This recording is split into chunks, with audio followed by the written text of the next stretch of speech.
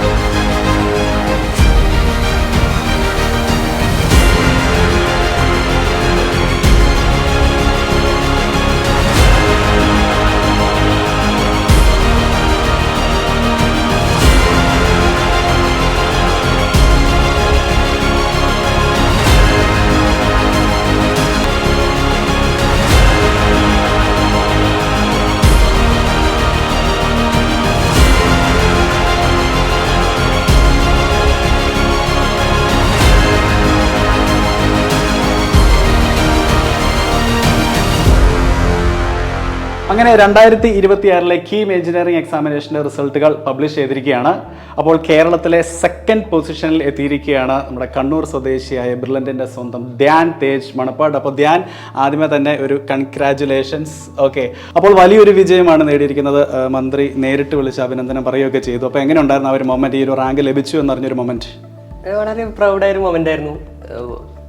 ഞാൻ എക്സാം എഴുതിയപ്പോൾ അത്യാവശ്യം നല്ല സ്കോർ എക്സ്പെക്ട് ചെയ്യുന്നുണ്ടായിരുന്നു. ഈ ഒരു റാങ്കിലേക്ക് എത്തുമെന്ന് വിചാരിച്ചിട്ടുണ്ടായിരുന്നില്ല. അപ്പോൾ അത് വളരെ ഒരു ഹാപ്പി ആയ മൊമെന്റ് ആയിരുന്നു. പിന്നെ മിനിസ്റ്ററൊക്കെ വിളിക്കുക വലിയൊരു കാര്യം തന്നെയാണ്, വലിയൊരു കാര്യമാണ്, ഒരു നല്ലൊരു മൊമെന്റ് ആണ് ലൈഫിൽ. ഓക്കെ, അപ്പോൾ എങ്ങനെയായിരുന്നു കീം എക്സാമിന് വേണ്ടിയുള്ള പ്രിപ്പറേഷനും കാര്യങ്ങളൊക്കെ? പ്രിപ്പറേഷനൊക്കെ ബ്രില്യൻ്റെ മെറ്റീരിയൽസ് ഒക്കെ റെഫർ ചെയ്യായിരുന്നു. പിന്നെ ഈ പറയുന്ന എക്സാം ഒക്കെ എഴുതിയായിരുന്നു. ഓക്കെ, എക്സാം എങ്ങനെ എഴുതുന്നത്? പ്രീവിയസ് ഇയർ ക്വസ്റ്റ്യൻ പേപ്പേഴ്സ് അല്ലേ? പ്രീവിയസ് ഇയർ ക്വസ്റ്റ്യൻസും ബ്രില്യൻ്റെ മോഡൽസും ഉണ്ട്. ഓക്കെ, അതൊക്കെ എങ്ങനെയാണ് ഈ ഒരു എക്സാം എഴുതാൻ വേണ്ടി മോനെ ഹെൽപ്പ് ചെയ്തിട്ടുള്ളത്? അതൊക്കെ നല്ലൊരു ഹെൽപ്പിംഗ് തന്നെയായിരുന്നു. ഞാൻ കഴിഞ്ഞ വർഷം കീം ചെയ്തിട്ടുണ്ടായിരുന്നു. അപ്പോൾ കീമിൻ്റെ ഒരു ഫോർമാറ്റ് അറിയാനും പിന്നെ ഒരു എന്താണ് ക്വസ്റ്റ്യൻസിൻ്റെ പാറ്റേണും കാര്യങ്ങളൊക്കെ മനസ്സിലാക്കാൻ വേണ്ടിയിട്ട് നല്ലൊരു ഹെൽപ്പ് ഉണ്ടായിരുന്നു. ഓക്കെ, ബ്രില്ലിൽ ഏത് ഫാക്ടറാണ് ഏറ്റവും കൂടുതൽ യൂട്ടിലൈസ് ചെയ്തത് എക്സാമിനേഷന് വേണ്ടി?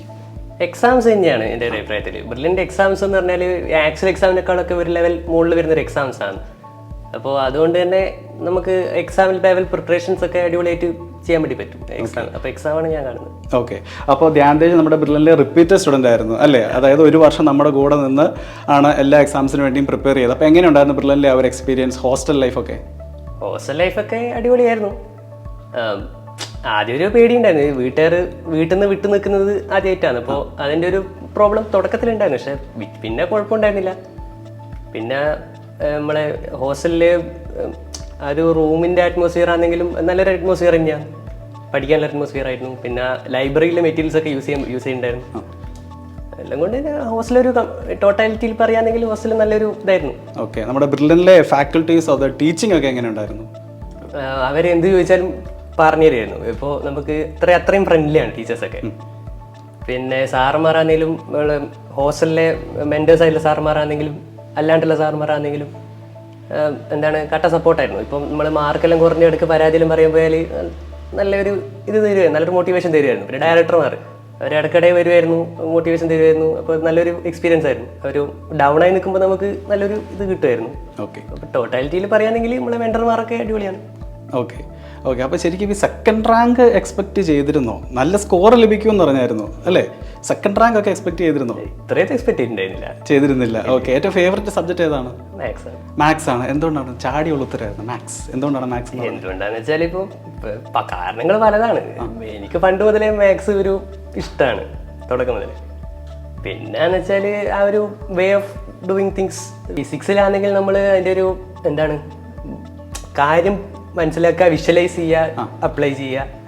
അതൊരു എനിക്ക് തോന്നുന്നൊരു മോർ ദാൻ വൺ സ്റ്റെപ്പ് പ്രോസസ്സാണ്. മാത്സിൽ അങ്ങനെയില്ല, എന്താണ് കാര്യം മനസ്സിലാക്കുക, പ്രോബ്ലം ചെയ്യുക, ഡയറക്റ്റ് ആൻഡ് സ്ട്രൈറ്റ് ഫോർവേഡ് ആണ്. പിന്നെ അതിൽ വേറെ കാര്യങ്ങളൊന്നും വരുന്നുമില്ല. കെമിസ്ട്രി പോലെ എക്സെപ്ഷൻസ് ഒന്നുമില്ല.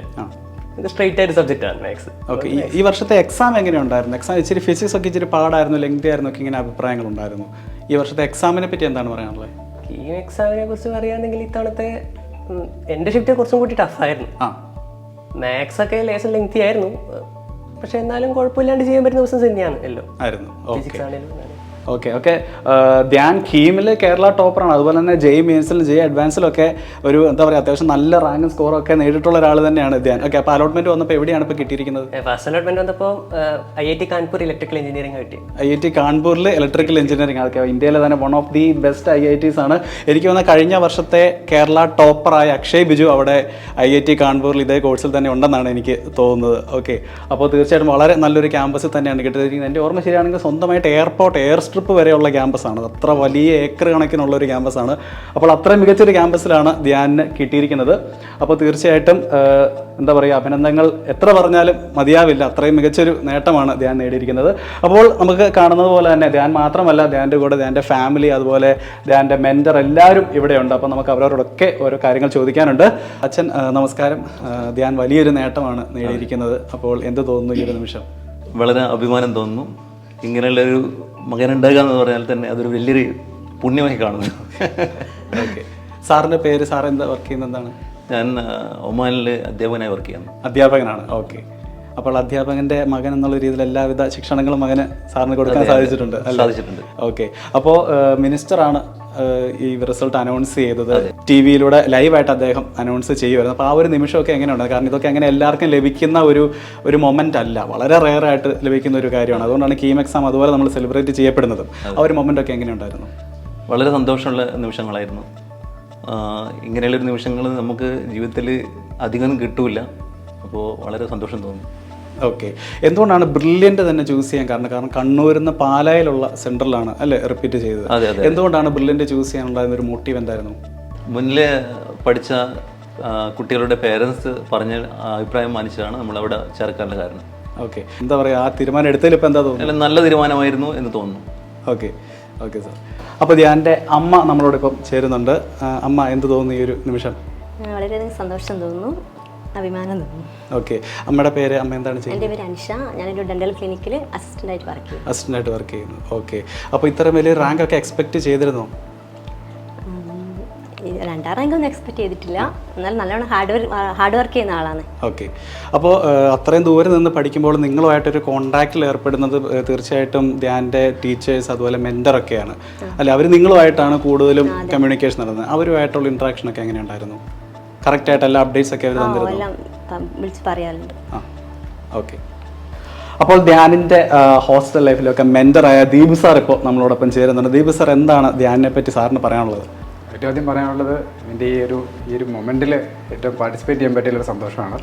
അതുകൂടാതെ സാധാ ഒരു ഗവൺമെൻറ് സ്കൂളിൽ നിന്ന് പഠിച്ച് വന്നിട്ട് ബ്രില്യൻ്റ് എത്തി ഇവോൾവ് ചെയ്ത ഒരാളാണ് Dhyan.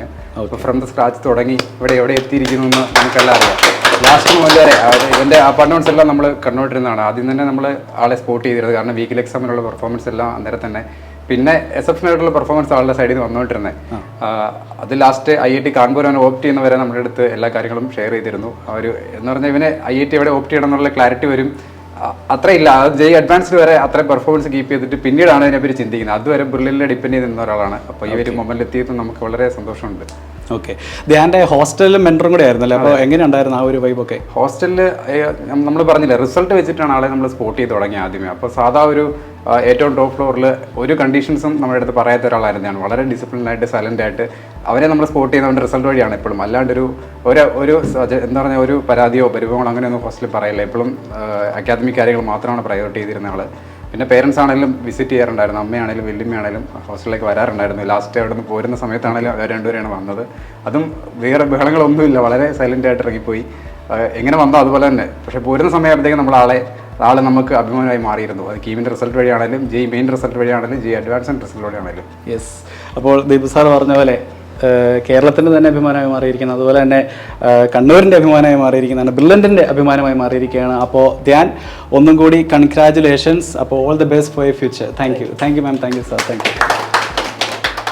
Brilliant Study Center, India's #1 coaching center for NEET and JEE.